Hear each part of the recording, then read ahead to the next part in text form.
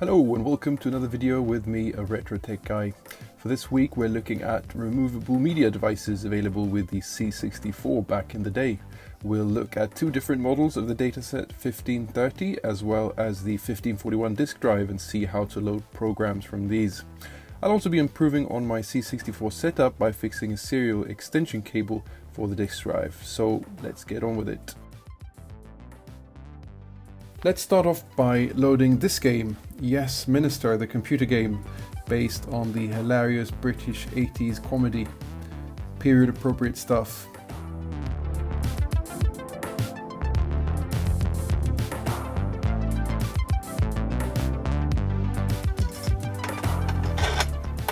I'm making sure the tape is rewinded.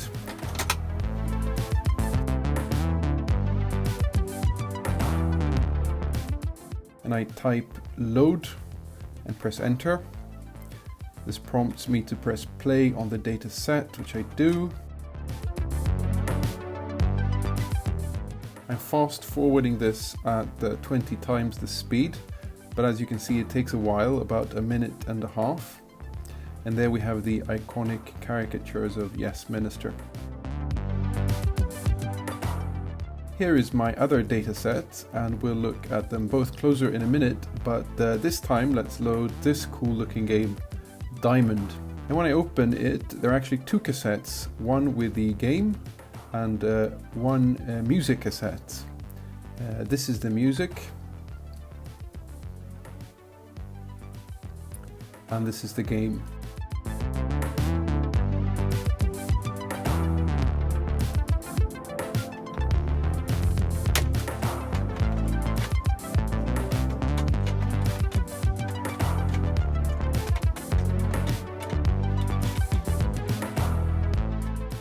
Again, we write the load command and press play when told to do so.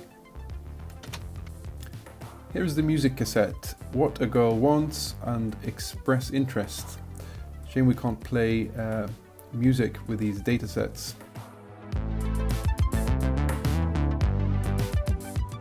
This game also took about a minute and a half to load.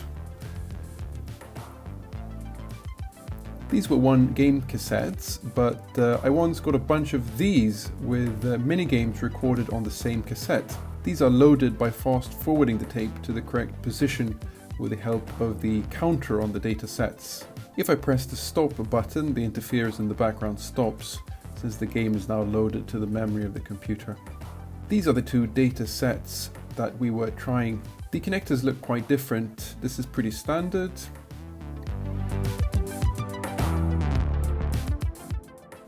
And this is pretty bare bones. Has this cable been remade? Maybe. This is the older model of the Datassette with the original shape that I have with my VIC-20 usually. I do like the look of this, the gold and the fact that it's not as wide as the other one. It's called the C2N Datassette, but so is the other one, as we will see.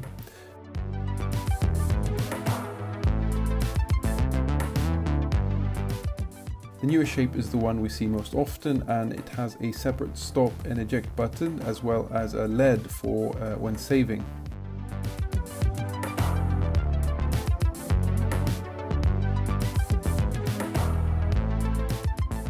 This is the original box for the later model, and as you see, this is also called the C2N. Someone bought this for £30 back in the day. I also have these operating instructions. I have a link in the description for these on archive.org.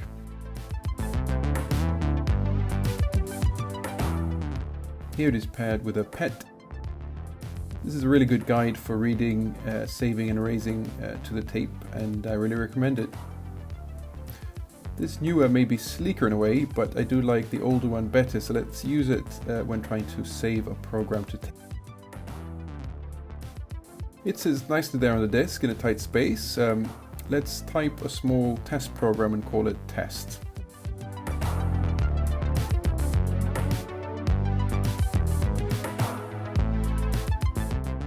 No spell check here.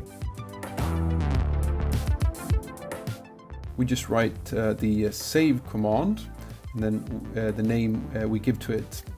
We press enter and follow the instructions on screen, pressing play and record at the same time on the dataset. Even this one line program takes some time to save.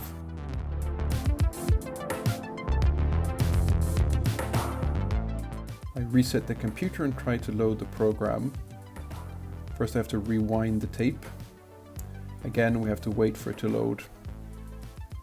I actually didn't use data cassettes until 3 years ago during the pandemic, when I decided to try out the Commodore 64, and I find them really cool. We had Macintoshes when I grew up, so it was all floppy disks. It found our program test.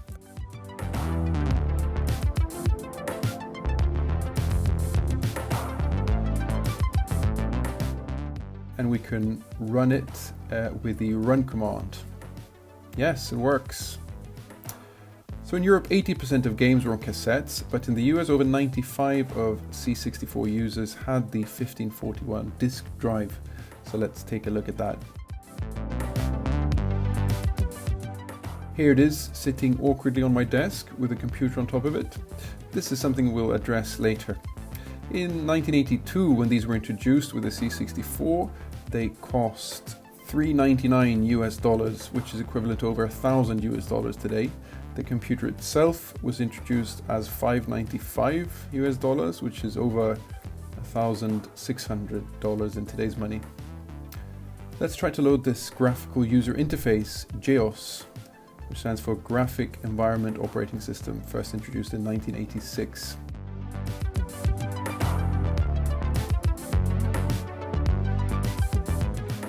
When loading from the disk drive, we again enter load, but here we can put what we want to load in inverted commas. If we just want to load the first thing, we put an asterisk. After the inverted commas, we put "8", as this is the default device number. We enter run and wait for it to load.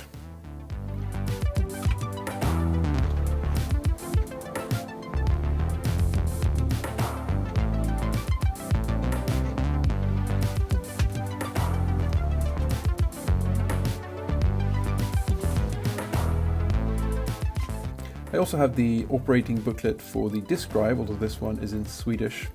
I put a link to the English version on archive.org in the description. This is pretty comprehensive stuff with example programs and step-by-step guides. And now, as we can see, the GEOS has loaded.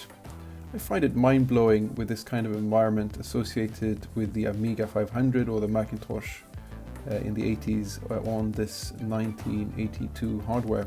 I have a disk with a mouse utility also that makes it possible to use a mouse just as on the Amiga. Maybe getting the mouse working and exploring the GEOS is a topic for another video.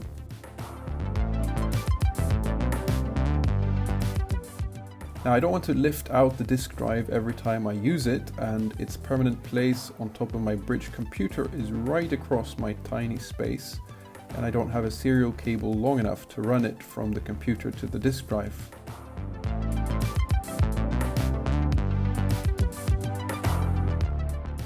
I have two serial cables that are both too short. This smaller one came with my disk drive, and this longer one I picked up in a second-hand shop for next to nothing a while back. The shorter one has a nice soft sort of silicon feel to it.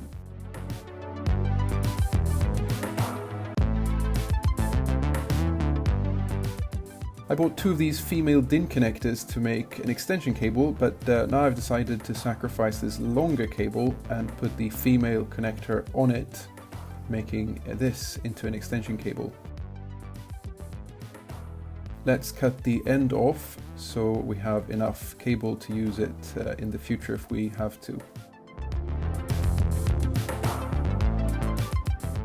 It's a good idea to make sure to strip just the right length of cable. Too much or too little are equal headaches.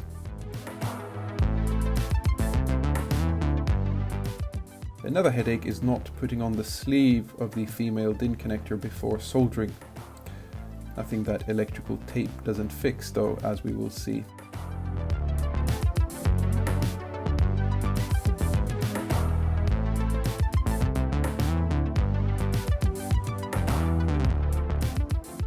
Here we have the individual little wires stripped.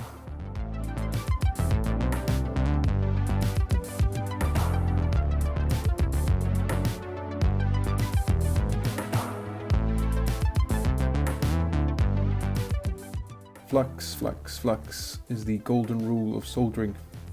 I'm using this paste that sticks nicely. I'm checking continuity and writing down which pin goes to which color wire.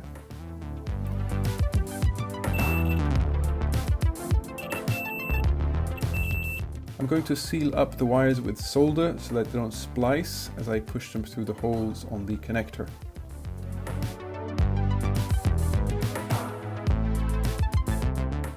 The holes on this connector makes securing the wires so much easier. Now the tedious and fiddly job of fitting the wires without them touching each other and soldering them in place.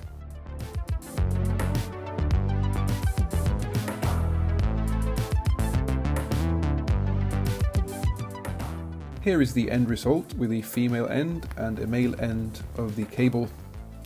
See how I bound the sleeve with electrical tape, since I had to split it open to fit it, as I didn't remember to slide it on before I soldered it. Well. I'll be using this longer extension cable with the shorter intact cable to make a cable long enough to reach between the units. And here is a power cable for the disk drive. Maybe I'll have to use this someday. So it's plugged in. Let's try to boot GEOS again, this time here on the other side of my tiny room. I'm hoping my soldering is okay and that we're not exceeding some maximum length of cable or something.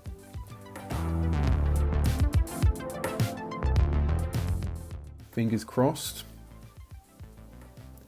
Looking promising.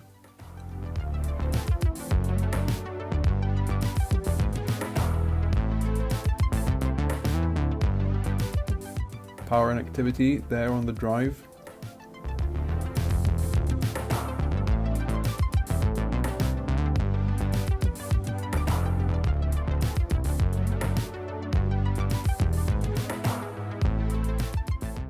And there we are, success, booted into GEOS from the 1541 disk drive from across the room with the extension cable. The disk drive is now connected on the top right of my power strips. I find these great for old tech as I'm able to turn on and off everything from here, and constant current on old power supplies is not a great thing. I started out with one of these, but by the looks of it I need a third one real soon. That's it for this video. If you enjoyed this kind of thing, do hit that like button, and if you'd like more retro computing coming your way, please consider subscribing to the channel. Do check out this video, link on the screen and in the description, which features a modern SD card based TapeCart for using with the C64. Next week and throughout the month of March, we'll be celebrating Marcintosh 2023, so do stay tuned for that and other Commodore videos in the future. And thank you for watching. Bye!